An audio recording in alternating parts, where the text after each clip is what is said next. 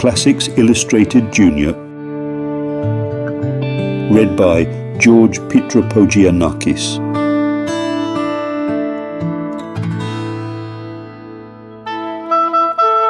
The Sleeping Beauty.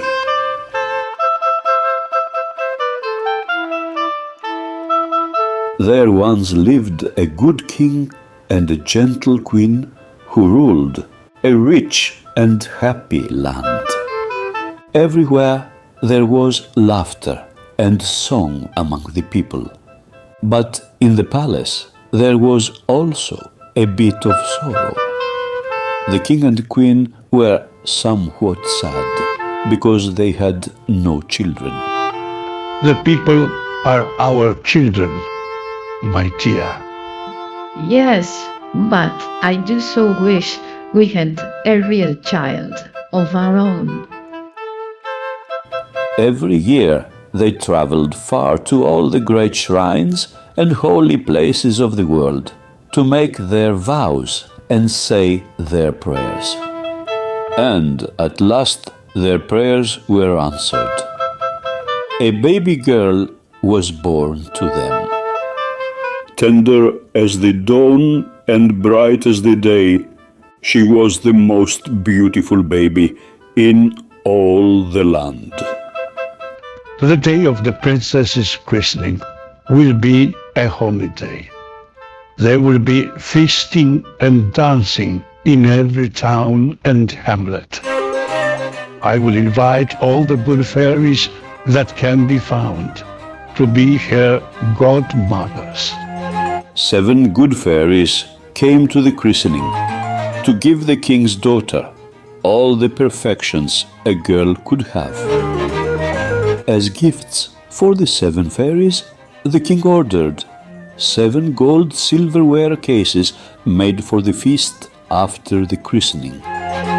The feast had started, and all were chatting merrily, when suddenly they were interrupted by an old fairy. Why wasn't I invited? Dear fairy, I am sorry. We searched the land for all the fairies. Perhaps you were traveling abroad. I will have a place set at once. The angry old fairy was seated with the others, but it was too late to have a case of gold made for her. Cheat me of my gift, will they?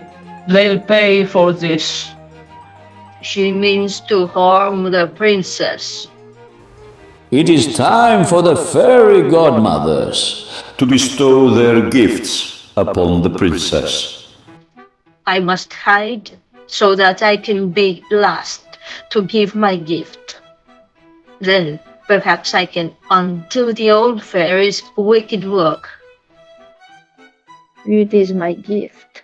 Your warm, kind smiles will light the countryside for miles. My gift is grace, a manner sweet. You will make happy all you meet. From me, the art of dancing no. I give to you a twinkling toe. I give you wit to understand how to rule peacefully this land. Music, the flute, the harp, the lyre. You will play all that you desire.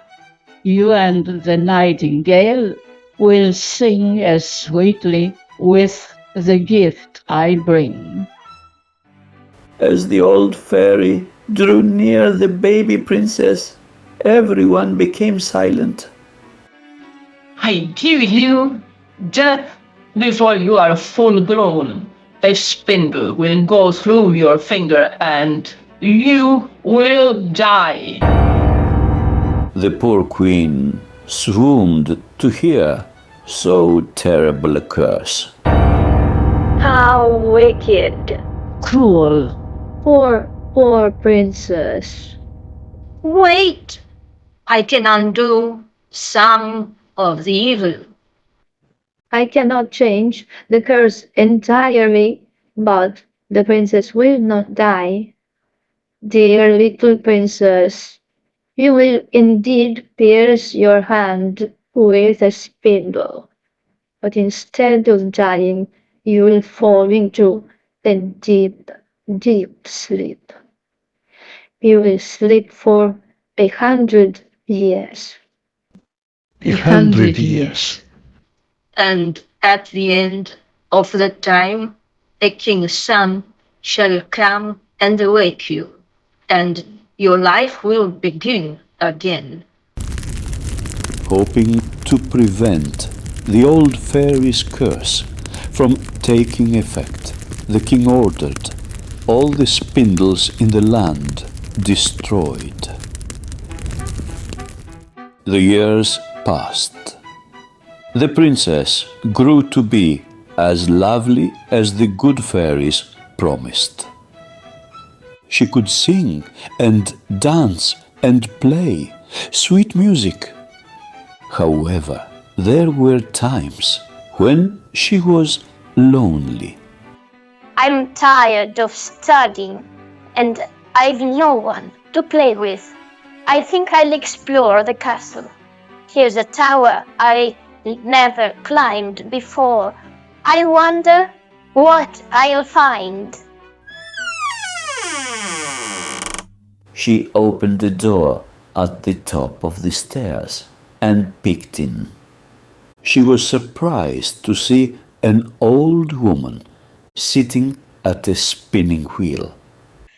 What are you doing, good woman? And what is that strange wheel you work with? Why, I'm spinning my pretty spinning thread to make cloth.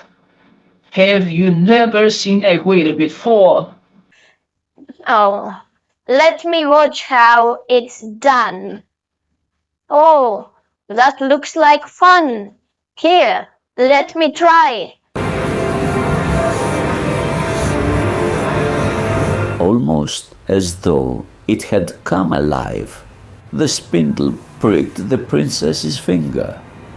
In an instant, she fell to the floor. She's fainted. Someone, come quickly. Help!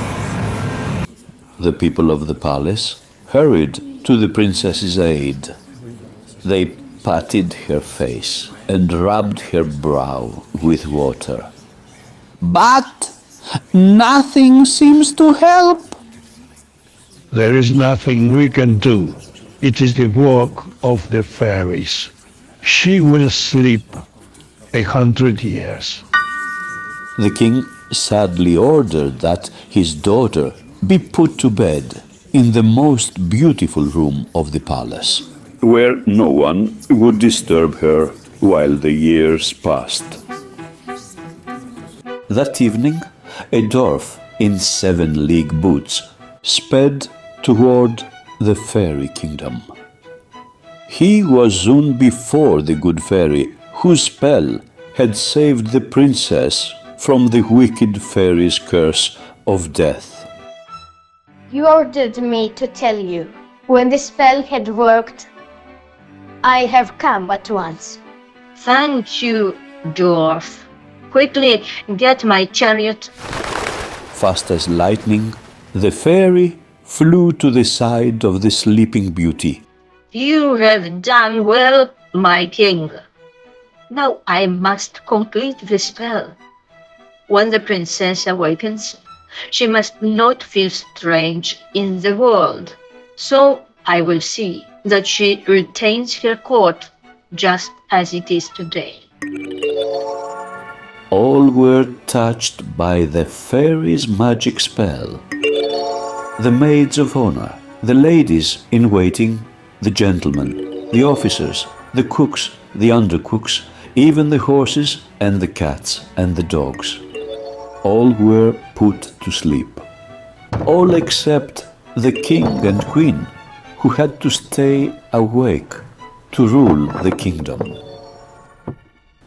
As the royal couple left to begin its rule from a palace in a nearby city, a strange thing happened. In less than an hour, the home of the Sleeping Beauty was overgrown with a wild, tangled forest. The 100 years went by slowly. The king and queen passed away. Wars were fought. A new family came to the throne. When the new king's son grew up, his favorite sport was hunting. He would ride for miles through the forests, chasing wild deer. One day, What's that? A castle in this wild place? the prince rode into the town and asked about the old palace. Oh, there. What do you know about that old castle? Who lives there?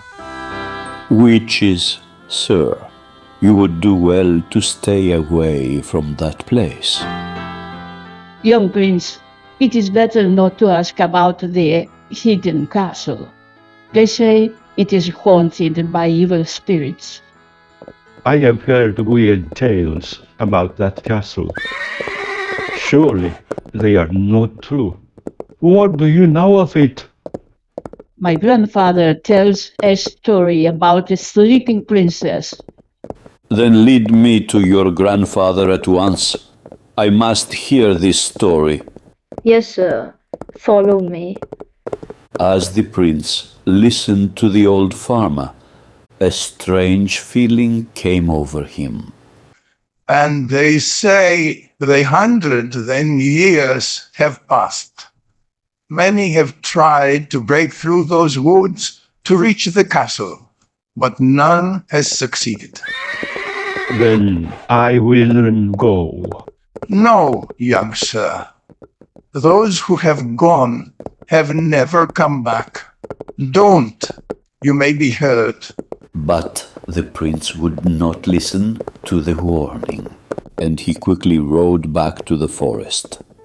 Leaving his horse, he approached the tangled woods.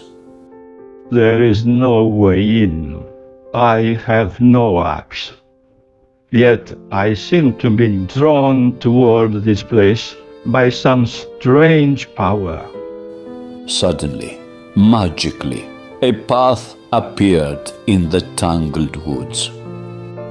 The trees have moved aside to let me pass. The woods have closed behind me. I cannot go back. Perhaps the farmer was right. It was foolish of me to come alone. Well, I am ready for what may come. I shall walk ahead.